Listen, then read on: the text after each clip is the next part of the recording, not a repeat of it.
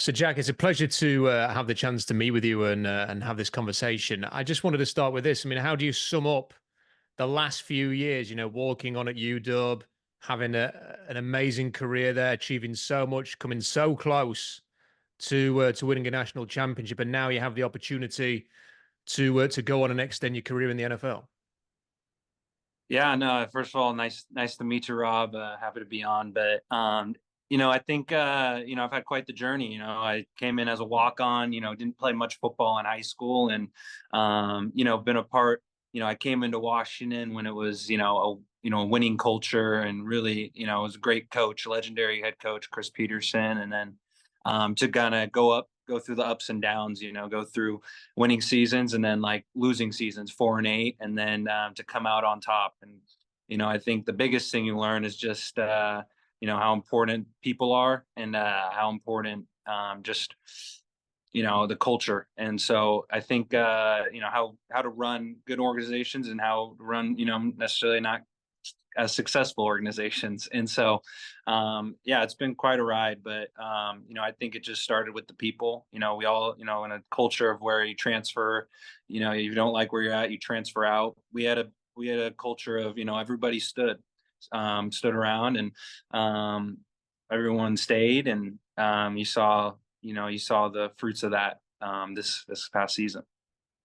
Everybody's journey is a little bit different, isn't it? I wonder, what is it like then as somebody who comes to the game of football a little bit later on in life compared to some of those who maybe started playing at an earlier age? Clearly, you're a fantastic athlete, but how did you sort of take to the sport when you make that decision?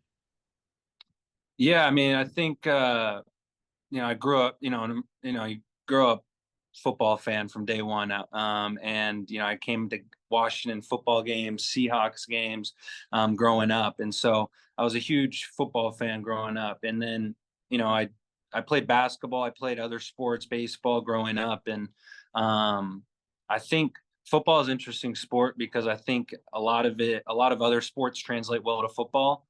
Football doesn't necessarily translate well to other sports, and so it's kind of interesting. You see a lot of that, other athletes from different sports transferring over to football. And I think for me, I was a basketball player, and that's what I did, and it translated really, really easily to football.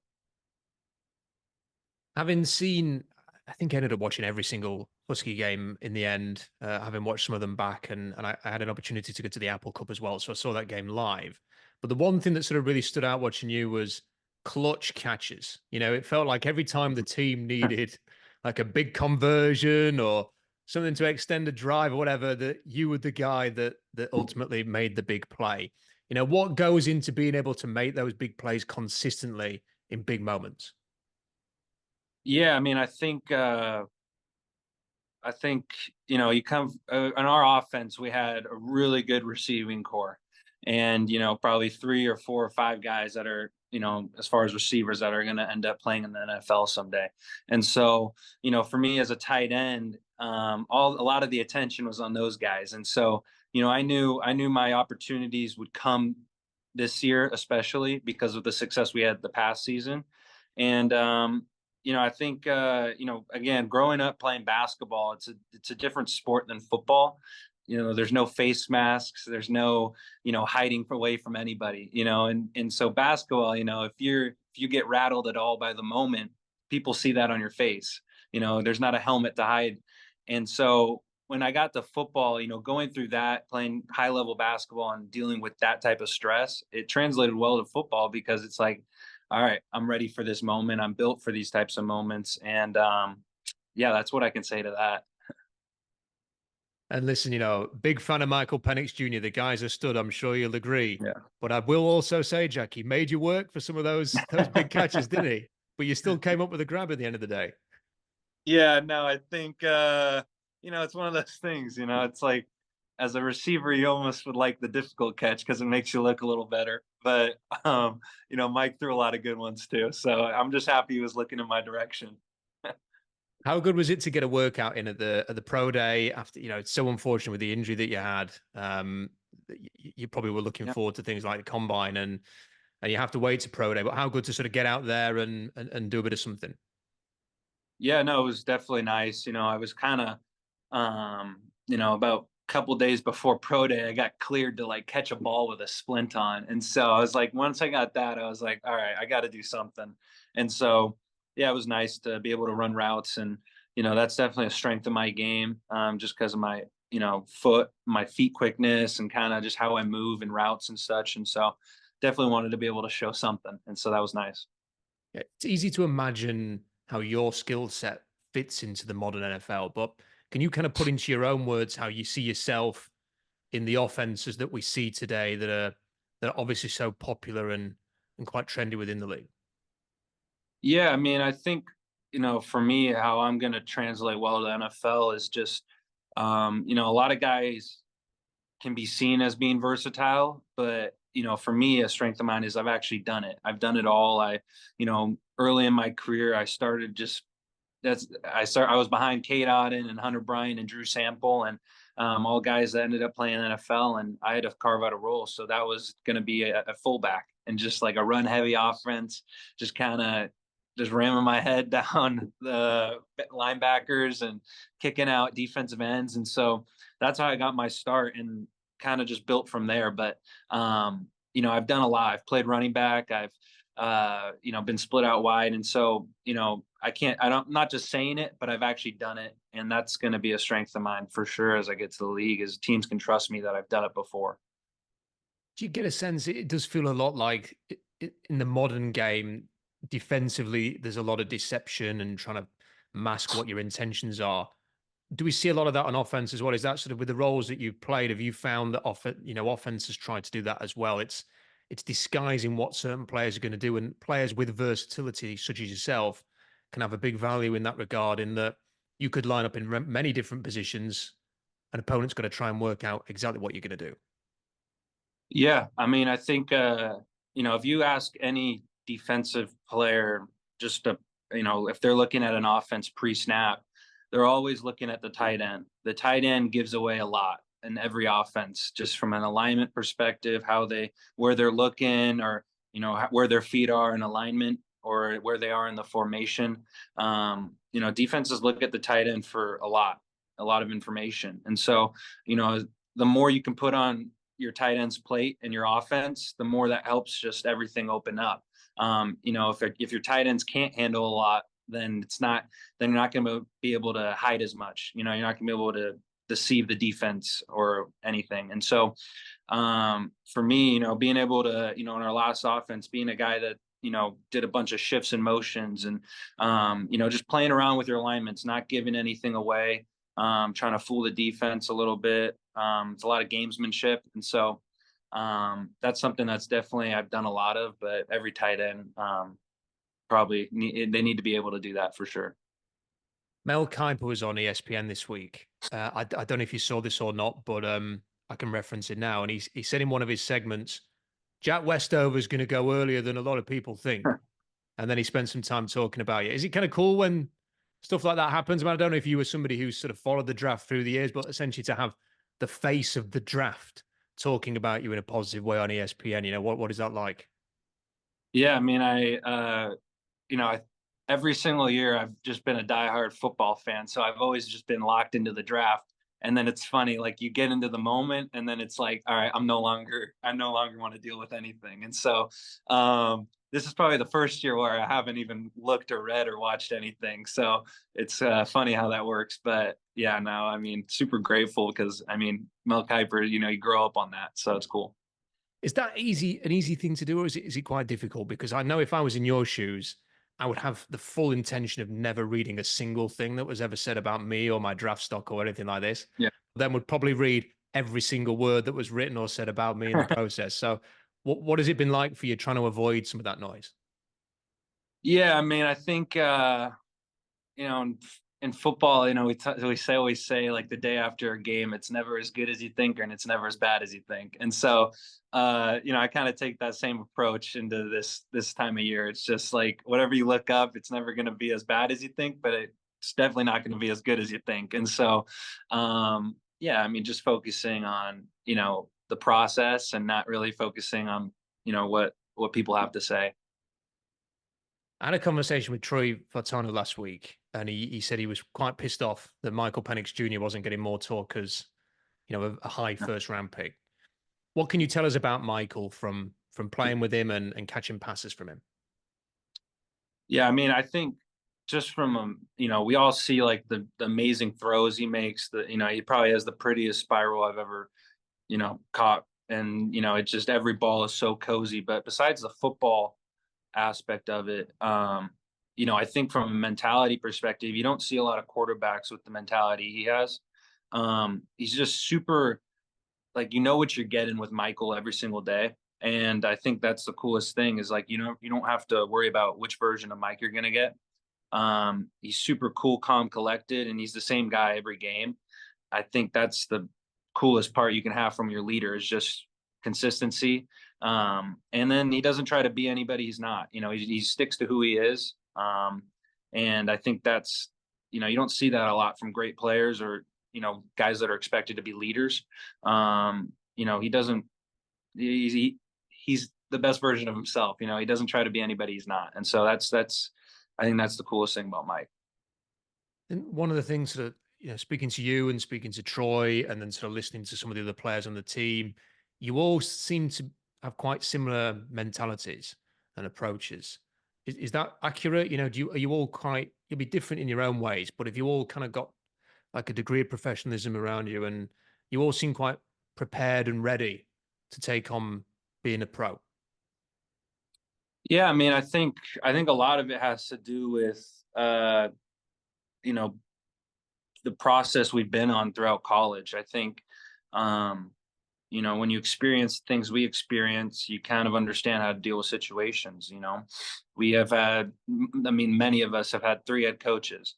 You think about, you know, Mike Mike Penix. He's dealt with injuries his whole career. And he hasn't necessarily been on. He's been on winning teams, and he hasn't been on winning teams. And then same here. We've been on, great 10-win 11-win Pac-12 championship teams, and then we've been on 4-8 teams, and then we've been on national championship teams. So I think dealing with everything we've been through, you kind of learn how to deal with everything, and I think that's super valuable, and that's kind of what we all take from it. Quick question. I really wanted to ask about this, Jack. 2-point conversion against Oregon. Uh, I still don't to this day know how you got in the end zone. Like you're thinking, what's happening here, and you've managed to get in. Can you just sort of talk us through, exactly how that was all sort of meant to play out, and how did you manage to get across the line and into that end zone that day? Yeah, I mean, about 2 weeks before, I tore my thumb up. That's the thumb I got surgery on, and so I had this big splint on my left thumb, and so like I'm like, oh gosh, this is going to be interesting. If this like I just catch it and don't worry, like I'm thinking about my hand way too much, and it's something we had been practicing for probably 7-8 weeks up until that fall camp before the season, and name of the play was called Godfather, and so it's like just everybody knew what to do, and yeah, definitely was a. I mean, it's one of those things. It's like you put your hands up and the ball's right there, and you're like, okay, it happens. I saw a quote from, I think he was I think you were referencing something that your dad had said to you, that if Oregon was the only college could get into, that he wasn't paying for it or anything, something like that. Yeah. So obviously you mentioned there you sort of watched the Huskies and had that connection with them. So how important was it for you to leave with a bit of a legacy in terms of beating Oregon in big games, to sort of have big achievements in the Pac-12, to get to ultimately help you get to that national championship last season as well, to sort of finish with those 3 wins in the last 2 years? How big was that for you? Yeah, I mean, my whole life growing up, Oregon just completely dominated us at Washington, and I was kind of, the dog days of Washington was just bad and down, and Oregon was definitely at the top of the country, and so you just grew up just kind of, gosh, one of these guys, you just you can't deal with it, and so I grew up, in a family of Huskies, and just grew up with the hate kind of built into me, but. I think it was huge. It's just, I went into that last game 2-2 versus Oregon all time. And so I needed that one for bragging rights. But Yeah, no, it was huge, especially with what was online. It was even sweeter to do that. Just a few to finish. Ryan Grubb is in the NFL now. What can the Seahawks expect from him as an offensive coordinator? Obviously, Scott Huff has gone with him as well to run the O line, but what can fans in the NFL expect to see from Ryan Grubb's offense? Would you say? Yeah, I mean, I think it's going to be a lot of everything. I mean, I think, when we were here at Washington, I think the coolest thing we did was we were never stagnant in what we did. We were always evolving and changing. And the cool thing with Coach Grubb and Coach Huff as well, there's no egos involved. They're not like if it's not working, they're gonna do all they can to switch it up, change it. I think, and it's something as simple as, last year we were, a big inside zone team, and that's kind of what we did on all our RPOs. And then this past year, we kind of threw that out the window, especially with different personnel, different O linemen, different running back, and we started doing a lot more counter and a lot more pin pull stuff, and just like little stuff like that we're always evolving, always changing. And so that's something that I think is going to be cool at the next level for Coach Grubb and Huff, is just that they're going to always be evolving and working to switch up things, and I think that's cool. Three quick ones to finish. Which players do you look up to and think, you know what, I can emulate them at the next level, or I can try and maybe mirror their play?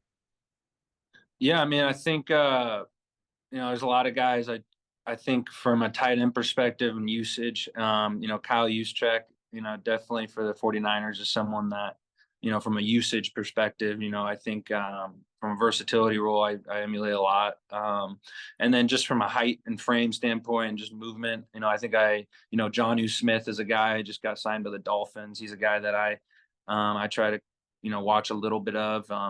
And then, just different aspects of my game, when it comes to, receivers, I watch a lot of Keenan Allen and just Devontae Adams, learning from them how they separate. And so it's a lot of everything, but yeah.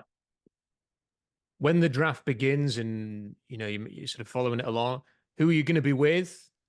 Who's going to be alongside you when you get that phone call and you're an NFL player? Yeah, I mean, I've kind of followed the approach of the no stress. So I've set it up to where I'm gonna be out on the golf course during the draft with my brother, my brother-in-law, and my dad, and we're gonna be out playing golf during it. So hopefully we have some Wi-Fi or some connection some type of way. But that's how we set it up. Are you a big golfer? I am. Yeah, no, I grew up on it, and yeah, I love it. Good handicap? We're working on it. It's a Good work in answer. progress. Football stiffens you up a little bit, so we're still a little ways away from a good one. And the final one, what do you want to achieve in the league? What are your aims and ambitions when you get to the NFL? Yeah, I mean, I think biggest thing is just to see. I pride myself on being a really competitive person, and so seeing how my competitiveness stacks up and takes over. I feel like just just not necessarily comparing, but just a good test for yourself, a good test for me. And excited to see how everything I've worked on, translates. Jack, it's been a pleasure speaking to you. And as the lights go off, it's probably a good timing that we finish. But the very best of luck with your NFL career and with the NFL draft next week. And very much look forward to seeing you in the NFL. I appreciate it. Thank you for having me.